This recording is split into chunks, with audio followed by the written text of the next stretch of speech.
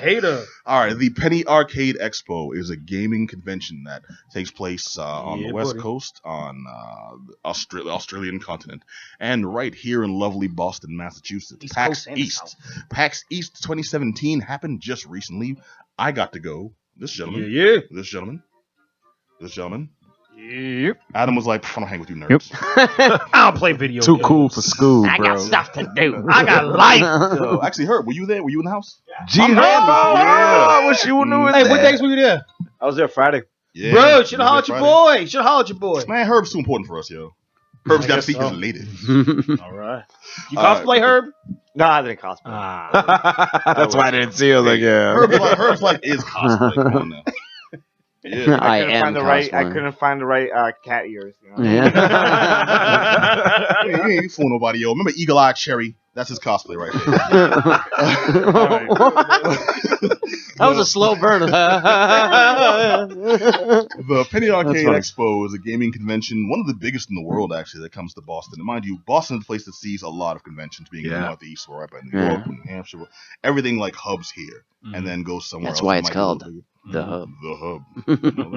But also, it's one of the cons that's big enough that, and I don't know if y'all knew this, a lot of conventions come through Boston, and a lot of them are set at the Westin. But 1/3 of all of its annual revenue every year comes from the PAX East concessions alone. I didn't know that. Wow. Yeah, they crush. Yep, really? I mean, we're talking. I know it's like roughly at least 70,000 people that pull through there. At least 70,000 over the course of 3 days. So I mean, I can see it. That's why I avoid it. To be honest with you, I get a little like, that many people. I mean, they ran out of badges. Really does. You couldn't buy anything anymore. It's crazy. Yeah, but it's huge. Oh, you didn't go to that guy in the front shouting out PAX East badges? Proper scalpers, man. That's how you know you made it when you got don't need people no badges. scalping your tickets. It's the same guy, too, from last year. I saw him again. I got your badges. Hey, supply and demand. Okay, this man saw a need in society and he pounced. Okay, that is good for him. And he draws the QR code on there. I love this. I saw this this anti-scalping like PSA the other day. It's like it was a guy in the airport and he was trying to scalp airline tickets. He's like, you wouldn't do it in an airline. Don't do it for a game. And I was like, how is that the same thing? It's not the same damn thing. It's like a shoddy scalping that happens at Red Sox games. You see a guy scalping tickets, right? And like a block afterwards, you see the cop look around for a guy scalping tickets. Like, come on, this is shady as all hell. I'm like, what? Then he gets tickets from him and goes in the game. Yeah. It happens. About it, man. It's not like something. It's like, no, tickets there. I got badges all 3 days. What do you want? Like, okay, yeah. They got want a media badge. I got it. Like, how? How'd you get a media badge? Who needs exhibitor badge? $5 extra. Like, what? Meanwhile, Dirty D struggled with his damn media badge with his scalper out there. Okay, let's media badges. Let's talk about that, because one thing I thought I noticed was their administration had their stuff a little tighter this year. It looked like it. It looked like it. Yeah, we've had trouble in the past with first of all, the back of last year, where anyone who got there before, I think it was like 3 p.m. on Friday, was like almost locked outside. Stuck going through security. They had well over 1,000 people trying to get into 4 doors. Whoa! And I think eventually 4 little security doors manned by one person each. Man, that's dangerous. Oh yeah, that's dangerous. I think they opened up 2 more as the lines got really ridiculous. But no amendments made for exhibitors, media personnel, presenters and panelists. Nothing. Yeah. Everyone through the same few doors, and it took forever. Yeah. Like, and then when you got in, anyone didn't have a badge, those lines like pretty much killed Friday. Yeah. And that was a thing that I thought they'd handle. They'd like scrub. And then like I got there and I messed up. My battery died, so I actually had to leave. And well, your battery died. Waiting in line. No. No, I tried a different method this year. I had a I had a mounted camera on my person, so I charged that, forgetting that I also had to charge my phone battery, because normally I just have my phone, so I charged that, and my mind wasn't on the right equipment. Pat didn't even call your boy up. I was there packing my, hey, yo, you got a charger? Yeah, I got a charger. I got you. Nothing. I'm still in line at that store. Hey, I can't scan my gum. That could have been the case too, man. Trainee gonna look at me. I'm sorry it's taking so long. We need sir. a game ball. We gotta establish some type of game ball. Scan my own damn thing. You know what's messed up? 2 registers open up next to us, and one of the self checkouts. And I'm like, okay, let me just go over here. No, I got you, Here sir. Like, are you? No, let me go. You round it back up, Adam. Hey, these The fire, people need to know. Shaking him. People All right, so what'd you guys see here? Like, I'm always interested in what you guys go and check out. What did it for you this year? Man, What was the thing? so much good stuff, and we normally get a lot of love from the indie booth. So we had a lot. We usually bring them on after the show. Sometimes too. A lot of great stuff happens. A lot of it right here in Boston. Yeah, you get any familiar faces this year or what? No familiar faces. No? I made it a point to see all mostly new stuff. I did run across our recent friends. Bad Captain Games. Yeah, we saw Frost and was it Tim? Frost and Tim, yeah. Yeah, we saw them. They had pretty good business. A lot of folks showing up at their booths, and they were really happy to see us. Yeah, we built that connection beforehand. Like that was good. That whole mini tabletop area in the indie games booth. I don't think I saw an empty seat the whole weekend. Yeah. Ran into Jake from Dragoon. Okay. Another friend of the show. They stepped their game up with their product too. It was pretty good. Yeah, that was a difficult game. I remember. We played that. Yes, we did. Yeah, glad to hear that they did good. We played that. Derek cheated. I cheated. I cheated. I won. You over here trying to sway the entire nation to gang up on the lowly little Cape Verdean guy in the damn room. What the hell was that? This dude's over here. No, I'm not even gonna. Yeah, we're gonna let it go, people. That could be another hour of discussion. Well, anyways, bottom line is there was a lot of love for indie games, which I mean, you find it at this at this convention. I did notice that when I went in here. No, just a lot of it was way more independent games than there was like the major games that came out. Like for some reason, Divinity's always there. I'm like, dude, I don't play that game. Why are you here again? No, somebody is. The game is good, man. Don't knock. Is it? All right. Oh, it's real good. Yeah. Oh, the first one was. I don't know what the second one is. That line was long for that. I was like, I'm gonna pass on that one. Y'all can look at that. I'm the game that I liked. Did you do Earthfall? Earthfall, no. Oh, I wanted to try that, but that game was way too long. I was like, all right, I'm not gonna. That one had I avoid the ones that have the long lines, mostly because I know they're the ones that are really mostly going to eat into that, and I probably won't get a chance to check it out, even if I'm media, even if I had an in. I mentioned the Rick and Morty virtual experience, which is one I really wanted to check out. I wanted to check out for months, and I couldn't at New York Comic Con. The line was around the booth twice, and I couldn't this weekend at PAX. It's run by my personal friend, a friend of the show, Sean Baptiste. He's been on like 4 times. Yeah, he's a great guy. Very funny guy. Used to work at game companies here in Boston, and came back. We talked it out for like half hour, just reminiscing about old times and stuff. And then and the line's thick, and they have protocols. I couldn't even get in for a media viewing, not after hours or before hours or nothing. It's just. Yeah, so I mean, I'm very happy to see the indies, but sometimes if you want to see the bigger ones too, you may be at a detriment. That's the type of setup they have at PAX. But I've noticed very visibly that has become lesser and lesser over the years. They've gotten much better about that. But I mean, there were some big people there. Like Nintendo was there, Bethesda was there. Yep. I mean, we're not. There were some big giants there. Blizzard was there. Also known as Johnny's Father, Son, and Holy Spirit. Bethesda, Blizzard, Square Enix.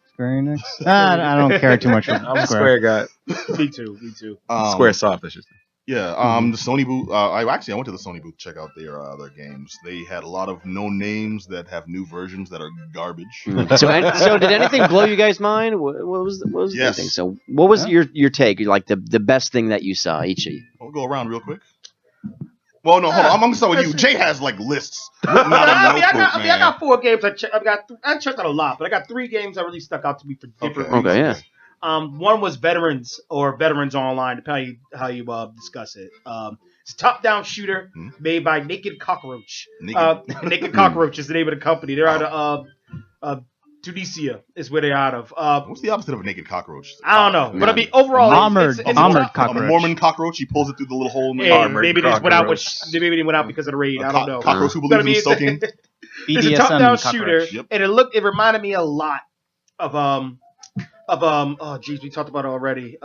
We did? Metal Gear, Metal Slug. It reminded me a lot of Metal Slug, except that it's from a top-down approach. And the name of the game is Veteran, so I mean, I'm immediately pulled into it. So it's a nice little 2x2 camp, 2x2 session that you go on with 2 other people. So me, the developer, teamed up against maybe 2 other developers. We won. But it was just a fun little game if you're into something like that. For me, going to PAX was a little different because I wouldn't necessarily call myself a gamer now. Right. Back in the day, I was playing games all the time. When I was a kid, I had a lot of time. Now I got a freaking toddler and I got a baby on the way. Yeah. My money's going to diapers and formula. You know what I mean?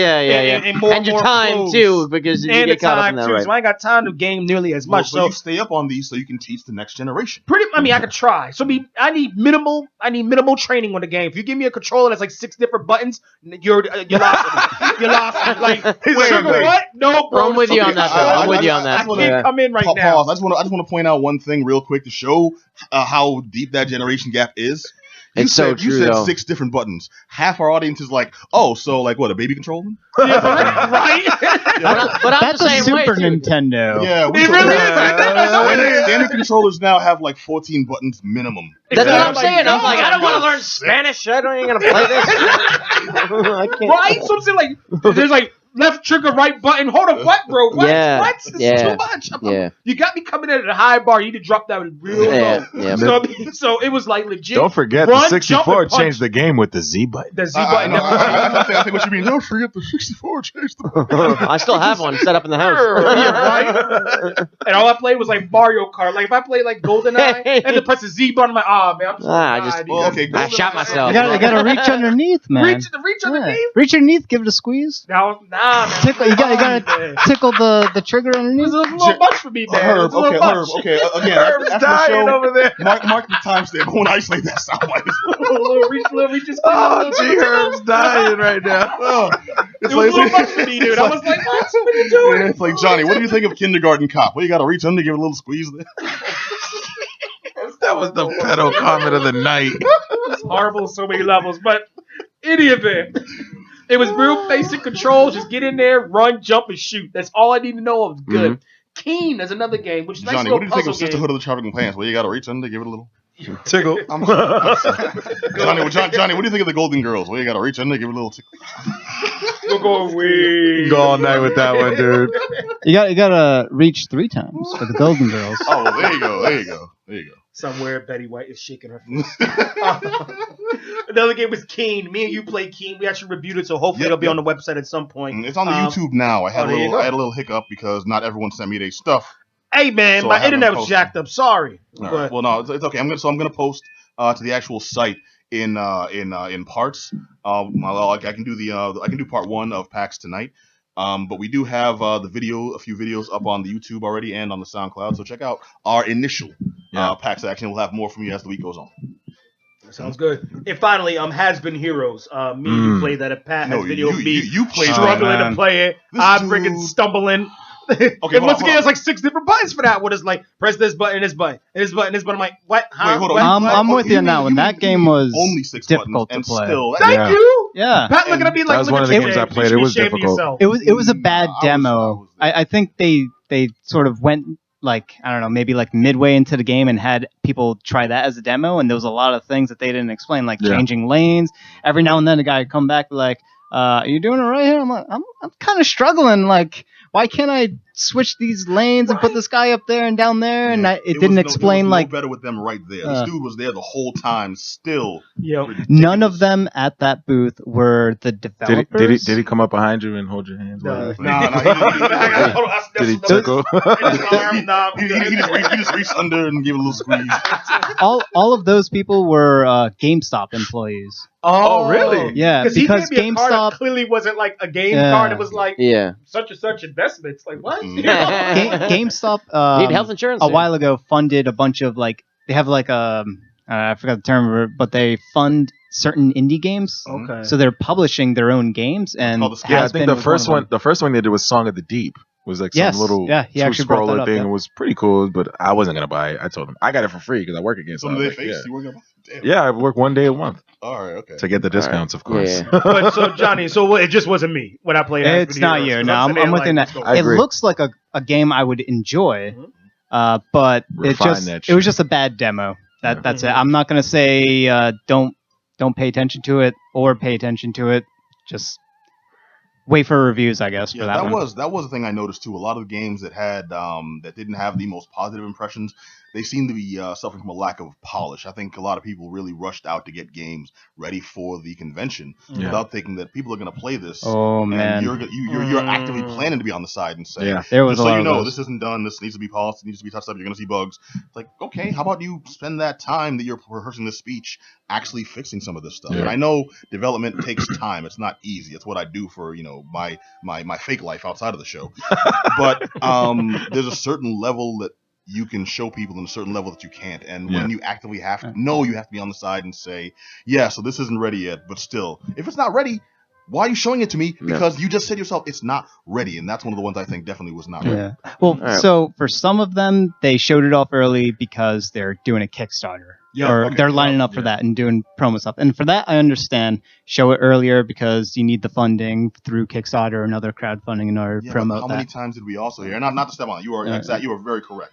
But for some of them, they actively said, we don't have a release date. We're not sure when we want to put this out. We're just showing people now. Like, what the hell are you talking about? Yeah. And why are you here? They did not need to be there at all. They did their game a disservice, and there's a large number. I tried to cover as many of the indie games as possible, and there were so many booths. I would just spend like 30 seconds looking at what there was, and what there was not impressive at all, and I had to move on because there were just so many of those.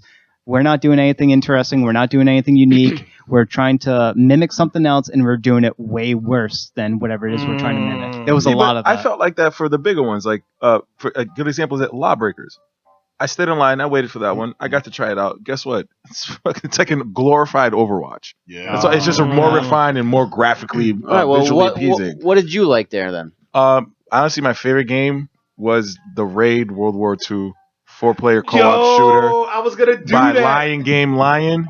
Yo, that was funnish. One of the ones That's the one I wanted to go to. Fun. I wanted to go to it, but that because you know what it is. long. I was a huge fan of the older, PlayStation era, Medal of Honor and Call of Duty when they were in the World War II, World War I settings. Yes.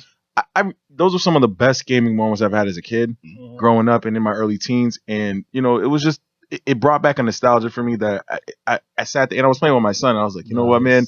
This is what Call of Duty 3 felt like. Call of Duty 2, Medal of Honor. You'll never understand because, to him, games don't go beyond Xbox 360. His graphic level is Xbox 360. He thinks everything's supposed to be polished in Halo. You know what I mean? You can be like, son, let me show you a game called Shadow Warrior. Whoa, man. The original. How about the original Doom? Come here, come try this real quick. Oh, trust me, he wouldn't even. He would Duke not Nukem. spend That's 5 let's seconds. return to Castlevania. That's the game that you can go back to. I know. I mean, for us, but it's like for him, it's hard. But that's why Lawbreakers pissed me off. I was like, dude, you just literally put a more beautiful skin over Overwatch, which was a great game, well done. I like what made Overwatch great was the visual, the cartoony aspect of it, the character design. Thank you.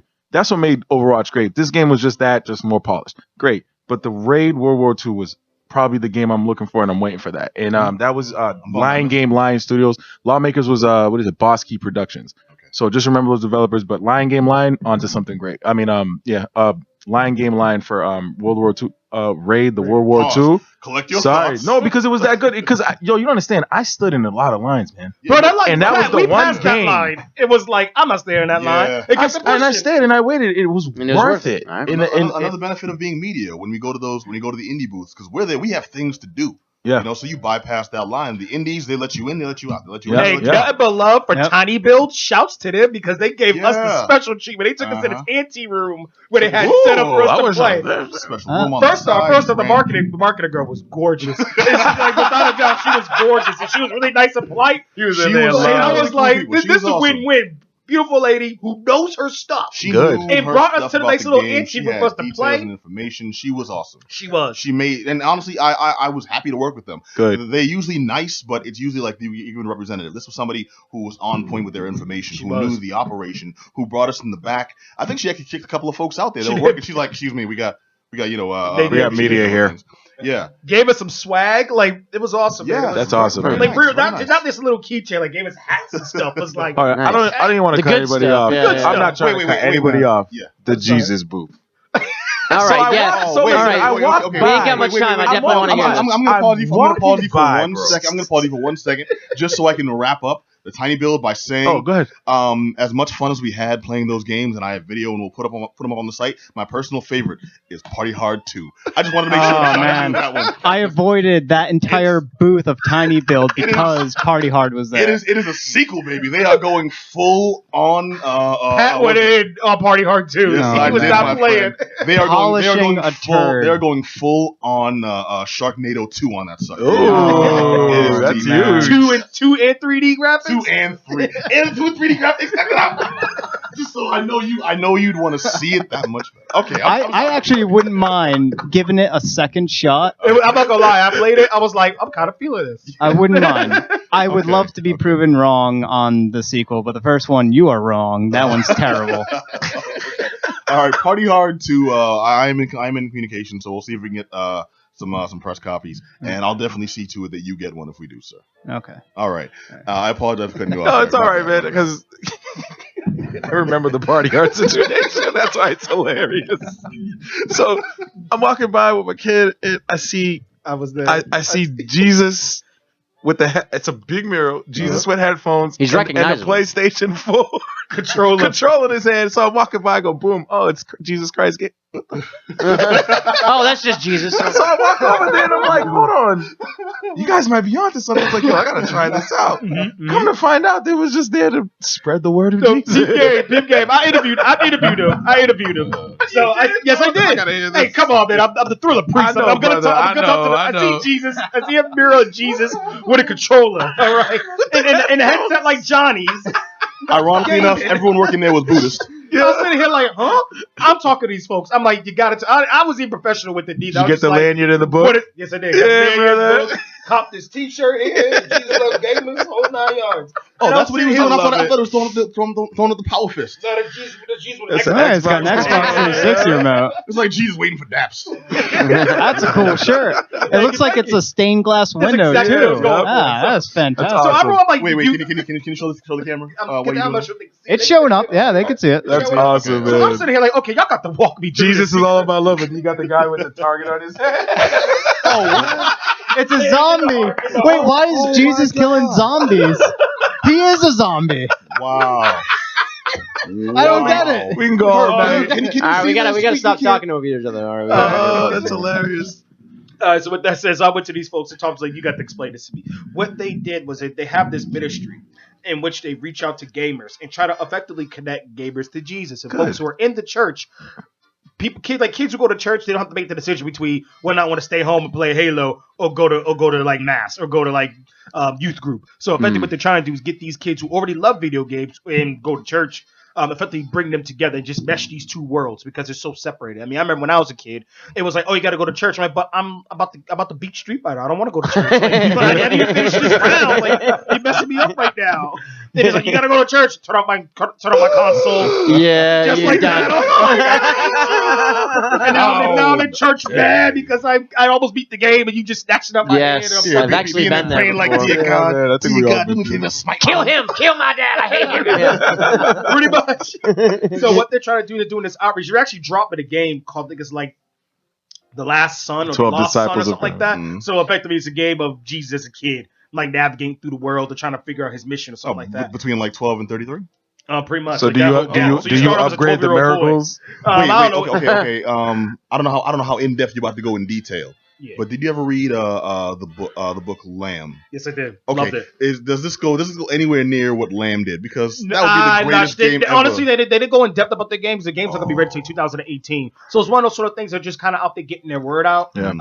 Okay. Which is pretty good, but at the same time, I'm kind of like, well, I want your game. Like, you have flyers for your game and all sorts of stuff, but your game's not here. You don't even have anything in development. I mean, I'm assuming they are, but they don't want to roll out a shoddy product. So they're there, and they saw this product, but I think they just try to get their name out there before they actually drop this game. And make people aware of their ministry of reaching out to gamers and all sort of stuff. So apparently they travel across the country and they go to different PAX events, PAX conventions, and connect with kids and connect with people who are interested. I like that. That's positive. So I thought it was nice. It is. They were these dudes that did. I thought that's what they were doing at New York Comic Con. Instead, they were carrying on these signs, and I'm like, oh, it's like a religious thing. And then you read the back of the sign and slide and see our live exorcism tonight at 7. I'm like, whoa, yeah, that is the wrong direction. Yeah, sorry, man. Okay, so you just confirmed Noah's Ark 2.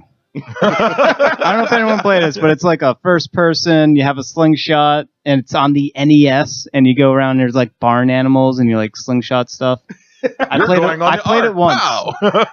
So maybe I don't know, but I mean the game looked good. I mean at least the market material for the game looked good. I was hoping they had a demo, but they didn't. But it was a nice little thing for me to at least understand and learn what they're doing. No, that's awesome. So it's pretty cool. I mean, one more thing. I'm not gonna harp on this, but there's another organization here. God, I should have wrote the name down. Shame on me. But there was ultimately an organization for veterans. So they they get donations and all that sort of stuff, and they game with veterans. So while they're overseas, they'll have gamer communities set up for veterans. So like if I'm overseas and I'm like, okay, I want to get into a Call of Duty or whatever. Who am I going to connect with? They'll connect you with a bunch of other veterans who are across the globe for you to be able to game with like people. Good. And they had a guy there who was suffering. There's a lot of young guys in the military too who grew up playing like that. So it's a good way to get them relaxed. Sort of stuff. Exactly. That's awesome, brother. So that's one of the good things about PAX. There's a lot of love for veterans, and they'll have several booths devoted to organizations for veterans and games targeted to veterans. And not like, oh, you play Call of Duty because you've been in the military. No, it's like it's like these are games made by veterans, and made for people that are maybe their home deals with stuff and PTSD, and the games are helping them, I guess, stabilize their mental state. Yeah. They always make space for this. And that's one of the more positive things that PAX I've been seeing at PAX in the last few years. I mean, that's one of the sort of things that I was telling P about. And man, we look at the time. I was telling P about it that one of my main goals going to PAX was seeing like the fringe groups that aren't necessarily represented. Because like Black Adam here, I wouldn't necessarily call myself a great gamer. I just play games every now and again, and I was really hunting for these fringe groups that are connected to the gamer community, but wouldn't necessarily call themselves gamers. And not that deep in it. Not that deep in it. So I got this one other group there. They were clothing line, nerd clothing. Yeah, I bought a couple shirts. No one ever really respects dorks, something like that. I can't remember. No one ever respects dorks. No, that sounds right. Society or something Nerd like that. with 2 R's. Yeah. So I mean, I like the fact that they were there because they're showing all these anti-bullying shirts. But at the same time, come to find out, talking to the guys who run it, they have a deal with WWE. So that's why you saw all those WWE shirts that were like caricatures, because they legit have a deal with WWE. And NXT, new soon to be at some point NXT Women's Champion, Ember Moon was there. On Saturday, but I was like, I'm not gonna sit there and wait for a wrestler. Like, don't get me wrong, I love wrestling, but I'm not gonna sit here and wait for you to come back in 2 hours. But props to her. But I mean, the fact that they're selling these T-shirts, these pro wrestler shirts, but when you look at them, they have anti-bullying language on it, which is really good, and supporting those kids who consider themselves nerds. It was just a really good deal to see that this organization supports that community. Good. So I mean, those are things I was looking for at PAX. How are you supporting the kids? Who like games but wouldn't necessarily call themselves a gamer, but at the same time they still get the shaft of being quote unquote nerds. And I felt that these organizations did it. The veterans group, the church group, and this organization giving their material to quote unquote nerds. So it was really good, man. So overall, I like PAX. It was really good. I definitely could do it again. Yeah, no, I dug it. I especially appreciate how they'll go out of their way to make people not feel like outsiders. Exactly. Yeah. We're all there for the same enthusiasm. These are things we dig. John, you've been a little silent over there, mostly reactionary. Games that you saw because you disappeared. I covered as much of the indie booth, and it was definitely bigger this year than it was last year, and I covered as much as possible. What's that? Sorry, don't joke. Okay. That flew over my shaved head. No, it was a Doctor Who reference, so I wouldn't. Yeah. All right. So there were some pretty good games. A quick one would be Buck that I checked out. I didn't get to play too much. The game's name was Buck. Buck, B-U-C-K, and you play as a dog in a post-apocalyptic world, and it's a 2D side-scroller. It's high action. You got dual-wheel pistols. You got a sawed-off shotgun, and then you're doing like martial arts, and you're fighting up against like rats, and everything looks like they're all humanoid-ish looking, and you're sort of walking around. It's like kind of like a side-scroll beat-em-up, but it has adventuring elements, and they're trying to make it sort of a 2D side-scroll Dark Souls-y style game as well. So it looks beautiful. The artwork is very good. It's still in early development, and one of the other things about this game is that it's the people making it. I think it's a 3-person team, and I forgot what country they're from, but it's somewhere in the Middle East. All of them, and it's fantastic thing to check out. So that one's Buck. Another one I got to check out, and this is one of the I guess ones that I like to that tickles my fancy, but might not be for everyone. Well, and game that'll suck, but a lot of tickling going on yes, over there. A lot of tickling of my triggers and the Z's and all that. Yep. This one's called Regalia. Actually, Derek, you might like this one. It's essentially a Final Fantasy Tactics style game. Ooh. It has voice working, and it's actually really well done voice acting too. Okay. It's not for an indie game. I was very surprised. I think it's like only a 12-person team tops that made that. It's a very small team. It's very fast combat for a turn-based game. You can even speed up the animation work. Nice. Just from playing it, it's supposed to be the very beginning part of the game. Your characters that you have they have like lots of abilities to do, and you have a lot of tactical choices to make in this turn-based sort of round-by-round combat that's playing out in front of you. So it was doing a lot of things right. So I highly recommend people check out Regalia, Regalia. And there were 2 other games that were my favorites. One of them is Dead Cells. It's a Metroidvania style game. I don't really need to say anymore. Actually, there were a lot of those. Yeah. There was like 3 of them. All of them were really good. Mm-hmm. One of them I talked about last year called Chasm. Definitely check it out. If that wasn't my game of the show last year, I think it was. So I'm not going to talk about it. But Dead Cells, it's a roguelike Metroidvania. So definitely check that one out. It's a side scroll. Everything you like about those. And another one called Sundered. Also a roguelike Metroidvania, but more platformer action adventure style instead of RPG heavy. Both of them look phenomenal graphically. They're very different styles. The Dead Cells is more sort of 16 in between 16 and 32-bit. They're doing some very fantastic pixel work. Pixel art and animation work, and the other one is more hand-drawn, hand-painted artwork. It's HD, like the higher resolution art, and it is absolutely gorgeous. I could throw up a picture or something like that onto the stream, but just look it up, Sundered. That one is also fantastic. I played that one. Both of these 2 games played the best. They were the most polished out of pretty much most of the demos that I've played, and nice. Yeah, definitely those 2 are my 2 picks. All right. I myself, dude, I got to see a lot of indies, and I also tried to glance at some of the bigger ones that I made appointments with. And I don't know where the respect and professionalism has gone in the industry. It's just like I go to one booth, I have an appointment, and I made an appointment for Double Fine, a company I know, a company I've respected for years, and they've got like 6 games they're looking to show. I'm like, cool, let me go there, handle business. I walk up to the booth, I'm like, hey, I'm here to see the rep from Double Fine. Who? What? Huh? Oh, okay, Double Fine. They made this game. I'll tell you. Here, let me show you the email. I'll bring it up on my phone. I'm looking for Jackie. Well, Jacqueline. Who? Okay. Here, her name is Jackie, with full name. And I'm like, I'm here to see. Here, check out. This is the email. Oh, okay, yeah. Yeah, no, we have games here, I guess. Okay, fine. Maybe you're not the person, but you had the shirt on, so I asked you. Can I speak to one of the reps? I am one of the reps. Okay. Do you know these games? Okay, maybe just the rep for the Double Fine games. They don't do double. I've never heard of Double Fine. We don't do those games here. So they were. Okay, so I show them the names of the games, and I spot one. I'm like, that one right there. And the rest of these. Oh, yeah. Okay, no, we have those here. Yeah, go ahead. Wow. Okay, I came in for a demo. It's like you needed like a ream of paper, so you could just be like, all right. Well, yeah, it's one of those situations where I'm just like, you know what? Okay, fine. Go ahead. Please tell me that's a volunteer. No, it was some a-hole from like some corporate office in Dubuque. So suckers come down, and I'm like, you know what? No, fine. Let me go ahead with the CPS reports. Let me handle, this business here. And I check out a couple of the games, and I guess I'm kind of glad that he didn't escort me over there and show me some stuff because they sucked. I'm so disappointed. Wow. Yeah, man. I was just gonna ask you, like, what was your worst experience? Like, what did you not like about PAX this year? The worst might be Full Throttle. Full Throttle, the remake. Full Throttle is a game with like history. It's like more of a point and click type game. This is on the PS4. You do it with the controller, and the way they've got it set up just is completely unintuitive. It didn't take it didn't show any insight into the different style of gameplay that users incorporate now versus when the games first came out. Right. Another game called Everything, same booth.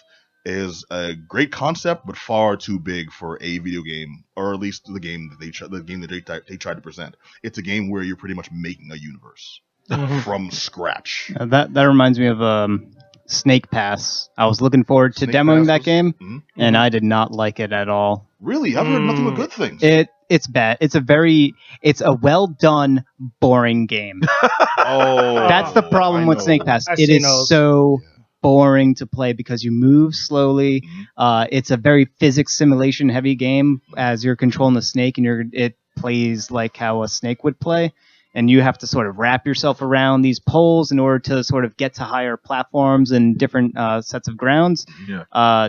It doesn't control well or intuitive. It makes sense as a snake for how the snake is meant to control, but definitely don't get that game. And I think it's a sign when the developer is charging only, I think, $16 or $17 for that game when it looks like a 20 or 30 or even a 40. It looks like a 20, 30, I'll say $30 or $40 game. It definitely looks like that. Graphically, it's very impressive. However, it's very polished. They put so much work into this game, but the fundamental gameplay, boring. I'm sorry to hear that, man. I've heard good things. For me, it was Brawlhalla. Brawlhalla. Yeah. It was just a bootleg Smash. We talked about that one, though. I heard it was okay. Was that 3D? No, it was 2D. Okay, that was another four-player 2D. And it was all right. It was just it was just I play so much Smash over the years and games like Smash. Yeah. And Smash is probably just the pinnacle of that genre. So there's nothing that can really impress me more than Smash unless you do something really innovative. And I just don't understand.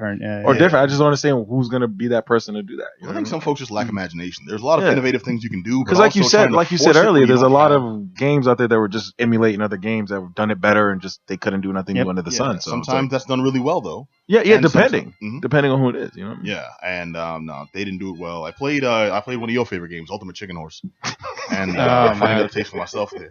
I mean, one of the games that I thought looked nice, but I felt like it was just another rehash. Has to be Rain World.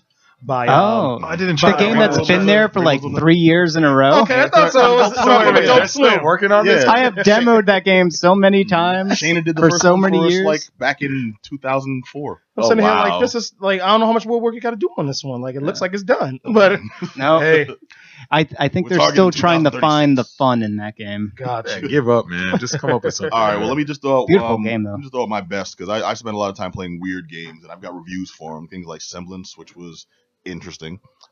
Things like Has Been Heroes, which was not. There was this game. Actually, no, I do want to call out a worthy of mention. I don't think it was the best. I don't think it was really good, but it was beautiful, Sexy and very Brutal. simplistic. That game looked great though. Sexy Brutal looked amazing. I didn't play it, brother. You played it. I did, but it looked great. It was beautiful. Was that in VR?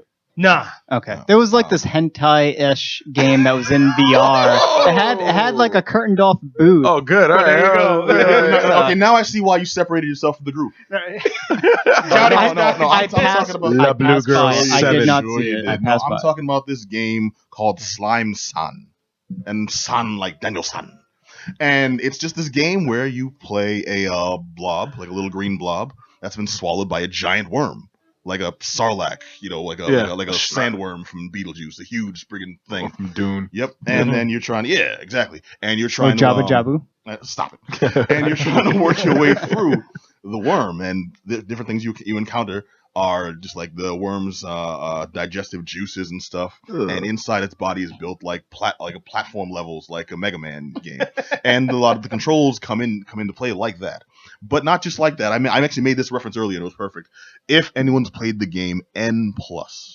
Yes. Yes. Okay. Yes. Controls are a lot like N+, somewhere between N+ and Mega Man. So we're talking Super Meat Boy style controls. Lots of wall jumping. Yes. And wall sliding. Grabbing and sliding. Okay. And all that. But it's cool as hell because you're inside this worm. Everything's like. So you're in a rush to the anus? No. You're just trying to get through. And the out hole. Supposedly to play the game from beginning to end when you're good is about 15 hours of gameplay. But it starts off. You're platforming through a level here, a level there, and I'm sliding through here. And then I get to different barriers. I got to find ways to use my environment, and then I got to find like things to use as weapons. And then I get to like society. What's society inside the giant worm? You come across other things that the worm has swallowed that have just resigned themselves to the fate of this is where I live now, so I'm gonna build a house. I'm gonna build a grocery store. I'm gonna build a casino. You know, and you just go and you interact with these people, and then you have like these RPG style stories as you interact with them. One of my personal favorites is you interact with a woman who works in the casino, and I want to say she's like the casino's local hooker, which makes it extra, you know. But this is my personal favorite. You interact with her, and she gives you a mission to find clothes because she is morally offended that you are a naked blob running around around the open. And I'm like, this was a game about survival. Now I'm like playing FF7, trying to find a dress to wear and changing my identity. The game was wild. You're just a little green spherical blob. You do not need clothes. According to her, you do. Oh man! So this was what kind of clothes you're gonna buy. I enjoyed the crap out of this game. It was slime sun. We got a demo up. I want to get a proper review up eventually. And I enjoyed the hell out of it. I had a great time at PAX. I had a lot of awkward moments. I encountered people on the floor. Jay, were you there? You were there when I met that girl Rochelle from I think it was the Electric Sisterhood podcast. Yeah. Okay, podcast I've been listening to for years. Based here in Boston. I introduced you to her. Cool sister. You did. Well, you did, and I was like, hey, how you doing? She's like, what up, nigga? I'm like, oh, okay, good to meet you too. Walked away, and then you showed me her card, and I'm like, oh, that's where she's from. And I turned around like, I'll listen to your podcast, and then she warmed up right away. Well, hello. Before that, I was just some random sucker on the floor, and I understand I'm a goon, but still, that is not how that went down. You're being wicked sensitive. Her and I had a nice little conversation before. Her and you had a conversation. She's like, I'm sitting there talking to this smooth brother. Then his friend come cock block, or what's about to? Then his friend come beaver dam me. He came a beaver dam. No, it's not. That wasn't the case at all. But but it was like beaver dam. Beaver dam. Oh man, I missed the book on that one. I like it now, though. I like it now. There you go. Well, anyways, awkward moments like that. I met a couple of girls from the Black Girl Nerds organization. Nice. Good people. I missed them. Nice. I missed them. Yeah. Good people. Seemed really awesome. We had a cool conversation. Started off about how I met the girl before and thought she was with them because she had the pin. And like, we never heard of her. What?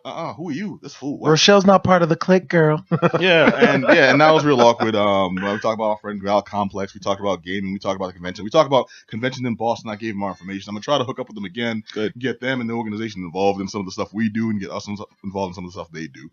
But dude, the Penny Arcade Expo 2017, I had a fantastic time. We have a lot of material to post up on the site. If anyone was there, if anyone wasn't there, wants information or has comments, about your experience, about your lack of experience, talk to us. Hit us up at geekdownradio@gmail.com or hop on the social media. Send us a message. We'd love to talk to y'all or be talked at. Most likely, I think Derek is waiting for a fight.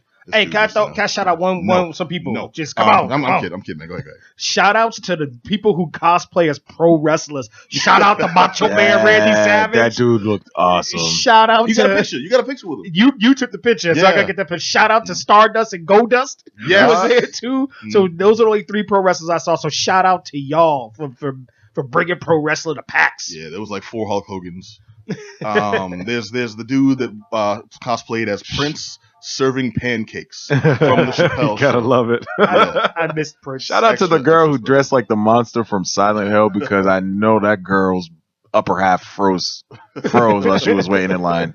She literally had no shirt. I was like, whoa, girl, it's cold outside. I gotta be okay with that, but I'm surprised I don't see that many pyramid heads anymore. Because there was like one dude that was a good like costume, pyramid head, and I think like his neck broke, and that became like a PSA for everyone else. All right, it was the Penny Arcade Expo right here in Boston. If you have anything to say about it, hit us up on Facebook /the Geek Down. Hit us up on Twitter /Geek Down, all the social media, or shoot us an email. I gave the address a minute ago, but it was geekdownradio@gmail.com. Real